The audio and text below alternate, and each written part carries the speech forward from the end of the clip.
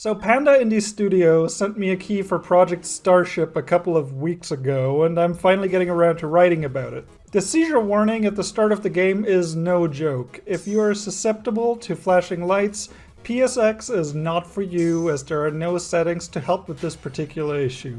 PSX is a roguelite bullet hell shmup with an absurdist sense of humor.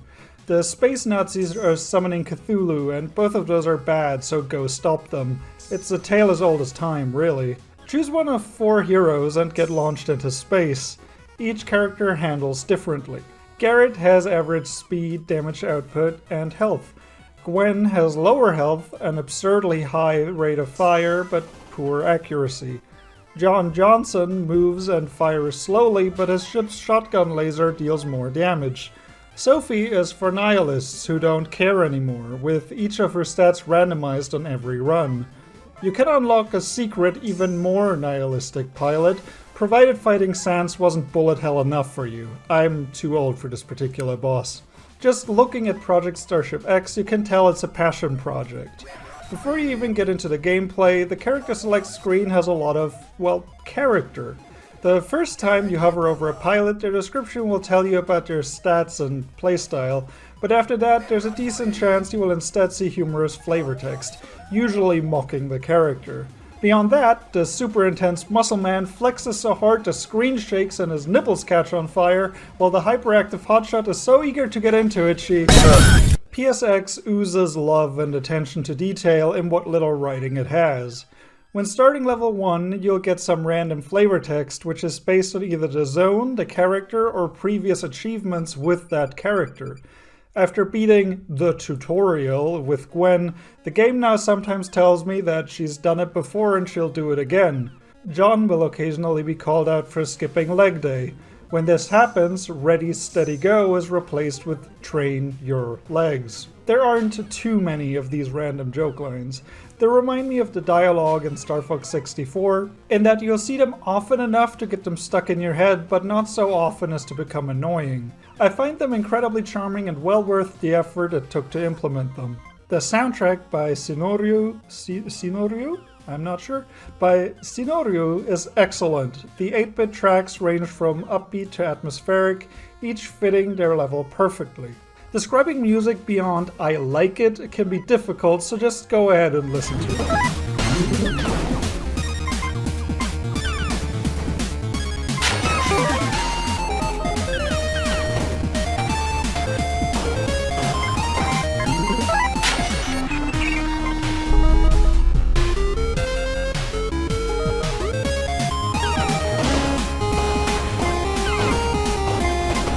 At its core, Project Starship X is a fairly straightforward shoot-'em-up. There are enemies, and they need to die. Hold down the shoot button and you're halfway there on your way to achieve PSX mastery. Your ship is slower while firing, which has 2 knock-on effects. On the one hand, you'll have to cease your laser ring when you need to get out of the way quickly. On the other, the reduced movement speed can actually be useful when navigating tight spaces. One of the more unique aspects of PSX is the X maneuver. Push the button and you dash forward. You're invincible during and shortly after. This move is used to pass through otherwise inescapable bullet patterns. The X maneuver also ties into the crash kill, all caps, mechanic. Certain objects and flashing enemies will allow you to lock on and homing attack their idiot faces. Some stages offer more opportunities to employ this highly satisfying mechanic than others, but they all put a slightly different twist on them. The 80s arcade level features bowling balls, and in the space western world you'll find giant bullets that'll take out a nearby enemy when tackled. Crash kills can be chained together by dash mashing, with targets often deliberately placed to allow for rapid navigation of otherwise tricky environments. Locking onto a potential victim is the only way to dash horizontally or backwards, so keep an eye out for those opportunities. Most enemies and obstacles are telegraphed by literal flashing warning signs, theoretically allowing a new player to dodge the ensuing onslaught on their first time around. It's not always clear what kind of attack to expect, but you'll start recognizing the different patterns unique to each stage. Each baddie will try to take you down their own way. Basic eyeballs simply fire a bullet at your current location. Advanced eyeballs generate electric pulses, and cowboy eyeballs shoot 6 rounds at once. Anyway, you'll be shooting a lot of eyeballs. Enemy behaviors are what you'd expect, most of them only exist for you to score points and get coins. Taking them down is always satisfying, though they aren't necessarily balanced for all characters. While John can destroy the average wave of attackers no problem, Gwen's terrible aim will allow many of the sturdier enemies to escape, leaving her short on money in the mid-game. What is a shmup without bosses?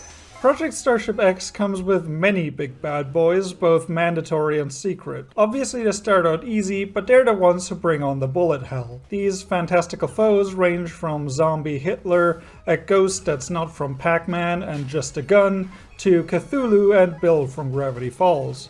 Most of them are similar in their movement, or lack thereof, but the absurd numbers of bullets they throw at you each have their own rhythm, ensuring that each boss is mastered individually. Every one of these battles is split into several phases, with a new one beginning whenever a health bar is depleted. This is a double-edged sword, since to my knowledge there's no way of telling how many times you have to kill them for them to stay dead.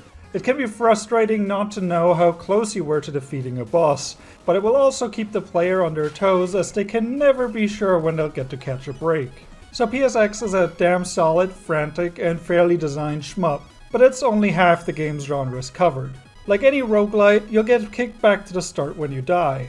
When you manage to beat level 5, you win and unlock more items, stages, and features that can appear in future runs. Despite trying my best for about 10 hours, I only had 2 successful runs so far, since what you unlock is not making things any easier. You'll get to see new stages added to the pool, but they are more challenging than the ones available from the start. In the state the game is on my end, level 2 could turn out to be the asteroid stage, which by now I can beat without taking any damage, but might also end up being far west, which is likely to take a chunk out of my health. So on average, the game gets more difficult every time you beat it, which should keep you engaged for more than a few playthroughs. Levels are procedurally generated. While the exact order in which you'll face obstacles is different every time, you'll quickly learn how to deal with each pattern. Mad events are how PSX shakes things up. You'll unlock them after beating the tutorial. These can have a variety of effects. Your controls may be reversed, random obstacles may appear, and occasionally you'll even get a secret boss. Most of these hidden hooligans don't have nearly as much health as their level capping cousins,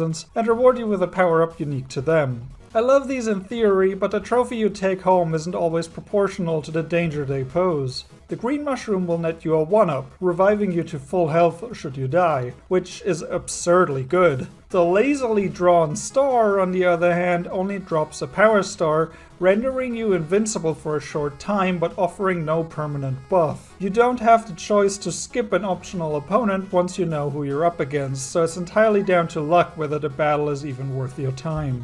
Luck plays a major role during your whole run. You'll get roughly the same number of power-ups each time, but they were not created equal. You could get one of the amazing ones, like the Mega Laser or the Double Barrel, which essentially double the damage you deal. Get unlucky and you might end up with a power down literally called shit, which makes you fire in circles uselessly and usually means your run is over, unless you combine it with crossfire. Nice.